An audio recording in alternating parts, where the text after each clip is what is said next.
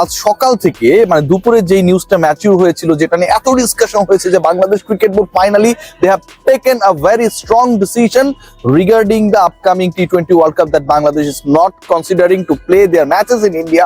সেই ব্যাপারে আপডেটটা সবার আগে সবার প্রথমে আপনাদেরকে আমি জানিয়ে দিয়েছিলাম that this decision is going to be from the BCB's part.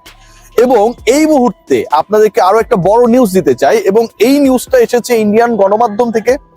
ভারতের কিংবা পুরো ক্রিকেট ওয়ার্ল্ডের সবচেয়ে রেপুটেড, আমরা যদি দুইটা মিডিয়াকে বিবেচনা করি মেকিং নিউজ অ্যান্ড ইন্টারনাল ইস্যুসের সাথে, যাদের একটা বড় ইনভলভমেন্ট রয়েছে, একটা ESPN ক্রিক ইনফো আর একটা হচ্ছে ক্রিকবাজের থেকে যে রিপোর্টটা এসেছে বিজয় ট্যাগর যে রিপোর্টটা করেছেন, ICC may consider BCB request for moving world cup matches out of India. Bharat থেকে ক্রিকবাজের রিপোর্টার এই রিপোর্টটা করছে, আইসিসির সাথে, আইসিসির কানেকশনস গুলোর সাথে ক্রিকবাজের রিপোর্টারের কথা হয়েছে, এবং ICC may consider moving Bangladesh matches from India to Sri Lanka. এই ব্যাপারটা ক্রিকবাজ এনশিওর করছে। ক্রিকবাজের এই রিপোর্টে বিজয় ট্যাগর আরো একটা ব্যাপার বলেছেন। সেই ব্যাপারটা কি, সেটা হচ্ছে দেখুন, the ICC is not averse to moving the Bangladesh games to Sri Lanka, the co-host of the T20 World Cup. উল্লেখযোগ্য পয়েন্ট যেটা, ICC is not averse two moving the Bangladesh games. Averse it means, মানে আমি যদি সহজ করে বলি যে তাদের বিশাল কোনো আপত্তি নাই। কোন ব্যাপারে আপত্তি নাই? Moving the matches of Bangladesh, বাংলাদেশের ম্যাচগুলোকে সরিয়ে নেওয়ার ক্ষেত্রে কোনো আপত্তি নাই। কার কাছে? কোথায়? কো-হোস্ট শ্রীলঙ্কার কাছে। সো বাংলাদেশ ক্রিকেট বোর্ড আজকে যে রিঅ্যাকশনটা জানিয়েছে অফিসিয়ালি, বাংলাদেশ ক্রিকেট বোর্ড যে স্ট্যান্সটা নিয়েছে আজকের সেকেন্ড মিটিং এ, গতকালকে একটা মিটিং হয়েছিল, সেই মিটিং এর পরে যে সেকেন্ড মিটিংটা, সেই মিটিং এ সেটার ইম্প্যাক্ট, এবং সেটার ইম্প্যাক্টের ফলে আইসিসি ইন্টারনাল ইস্যুস গুলো যারা ডিল করেন, ওয়ার্ল্ড কাপের সাথে যারা ইনভলভ রয়েছেন, they have been in a situation, in a condition, যে বাংলাদেশের এই ম্যাচেস গুলো যেই কন্ডিশনে, যেই সিচুয়েশনে এখান থেকে সরানোর জন্য দাবি জানানো হয়েছে ফ্রম বিসিবি সাইড, যে একজন ক্রিকেটারের আপনি এনশিওরিটি দিতে পারছেন না সিকিউরিটি নিয়ে, সেখানটায় পুরো দল 15 জন ক্রিকেটার, সাপোর্ট স্টাফ, সাংবাদিক, সমর্থক, বিসিবির অফিসিয়াল, সবার আপনি কিভাবে নিরাপত্তা দিতে পারবেন? বাংলাদেশের পয়েন্ট কোয়াইট লজিক্যাল।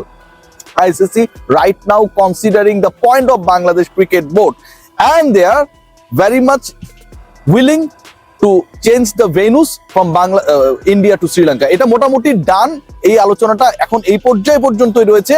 নেক্সট 48 আওয়ার্সের মধ্যেই বাংলাদেশের ম্যাচেস সরানোর ব্যাপারে আনুষ্ঠানিকভাবে সিদ্ধান্ত জানিয়ে দেবে international cricket council, and they are considering বাংলাদেশের যে দাবিটা, সেই দাবিটাকে তারা কনসিডার করছে, যেহেতু এখানটায় পুরো ফল্ট ইন্ডিয়ান ক্রিকেট বোর্ডে, তাদের গভর্নমেন্টের, কলকাতা নাইট রাইডার্সের সিকিউরিটি ইস্যু রয়েছে। একজন ক্রিকেটারের সিকিউরিটি নিয়ে তারা মানে কনভিন্স না, সেখানটায় পুরো দলের সিকিউরিটি ইস্যু রয়েছে।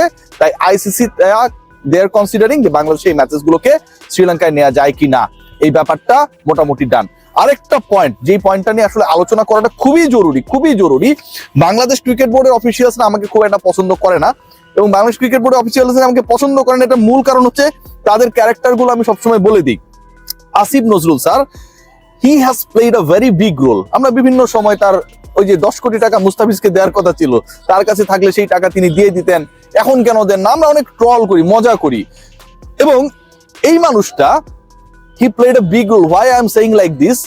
Only this person was in a situation, in a position, strong position, যে বাংলাদেশ কোনোভাবেই ভারতে গিয়ে, বাংলাদেশ দল কোনোভাবেই ভারতে গিয়ে কোনো ওয়ার্ল্ড কাপের ম্যাচ খেলবে না, যখন ভারতীয় ক্রিকেট বোর্ড বাংলাদেশের 18 কোটি মানুষের সম্মান নিয়ে খেলা করে। বাংলাদেশ ক্রিকেট বোর্ডের অবস্থানটা ছিল যে তারা একটু আলাপ আলোচনা চালাতো। গতকালকে আপনারা দেখেছেন না সংবাদ সম্মেলনে, যেটা আইসিসি দিবেন, আইসিসির সাথে আমরা কথা বলবো, এরকম টাইপের একটা অবস্থা ছিল। আইসিসি তাদেরকে বলতো যে তোমাদের সিকিউরিটি নিয়ে কোনো সমস্যা না।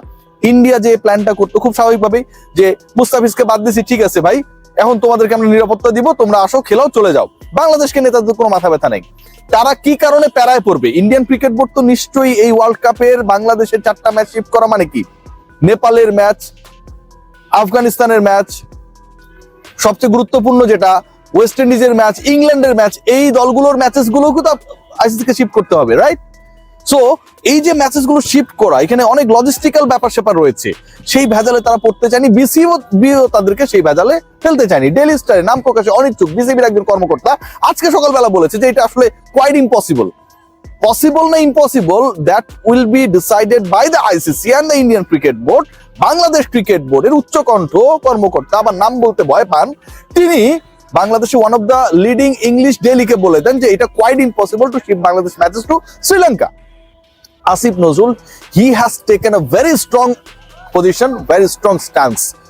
বাংলাদেশ যদি খেলে ওয়ার্ল্ড কাপে, সেটা ইন্ডিয়ার মাটিতে খেলবে না।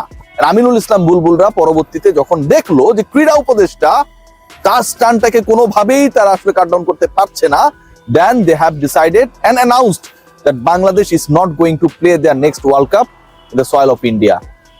All the credits goes to the sports adviser Asif Nazrul. আমরা ওনাকে নিয়ে যতই মজা করি না কেন, যতই ওনার ওই 7 বছর 8 বছর আগের মুস্তাফিজকে 10 কোটি টাকা দিয়ে দেওয়ার স্ট্যাটাস নিয়ে ট্রল করি না কেন, এন্ড অফ দ্য ডে এই ডিগনিটির ইস্যুতে বাংলাদেশ ক্রিকেট বোর্ডের কর্মকর্তারা যখন একটা নতজানু অবস্থায় ছিলেন, তারা যখন এরকম একটা স্ট্যান্স নিতে ভয় পাচ্ছিলেন, আইসিসির মেইনটেইন করতে হবে, কি হবে ভবিষ্যতে ক্রিকেট কূটনীতির এরকম একটা দোলাচলের মধ্যে ছিলেন, তখন আসিফ নজরুল স্ট্রং স্ট্যান্ডটা নিয়েছে এবং সেটার ফল Bangladesh cricket board finally announce করতে বাধ্য হয়েছে ইন্ডিয়ার মাটিতে they are not going to play any international match in the upcoming world cup.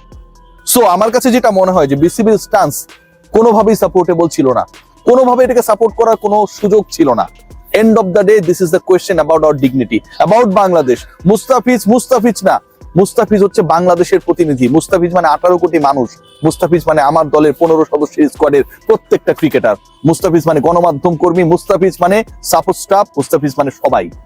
সেই সবাইকে যখন এভাবে অপমানিত করা হয়, ছোট করা হয়, একজনকে আইপিএল থেকে, আইপিএল এর 19 বছরের ইতিহাসে প্রথমবারের মতো বহিষ্কৃত করা হয়, সেই দেশে গিয়ে বাংলাদেশ ক্রিকেট খেলবে, ওয়ার্ল্ড কাপ খেলবে, এটা ভাই অকল্পনীয়, এটা হতে পারে না। এবং সেই ব্যাপারটা না হওয়ানোর ক্ষেত্রে বাংলাদেশের মেরুদণ্ডকে, বিসিবির মেরুদণ্ডকে সোজা রাখার ক্ষেত্রে ক্রীড়া উপদেষ্টাকে একটা নাইট দিতেই হবে। 48 ঘন্টার অপেক্ষা। আবারও বলছি, ICC is going to give their decision এবং ICC still considering in high note যে বাংলাদেশের ম্যাচেস গুলো ইন্ডিয়া থেকে সরানো যায় কিনা।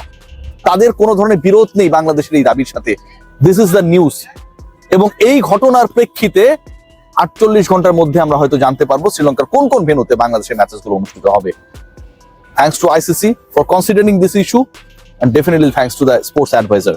আমার কাছে মনে হয় বাংলাদেশের ক্রিকেটে নবজাগরণ এবং মেরুদণ্ড সোজা করে রাখার জন্য এই মুস্তাফিজ ইস্যুটা চিরজীবন কালজয়ী হয়ে থাকবে। সবাই ভালো থাকবেন। Take great care.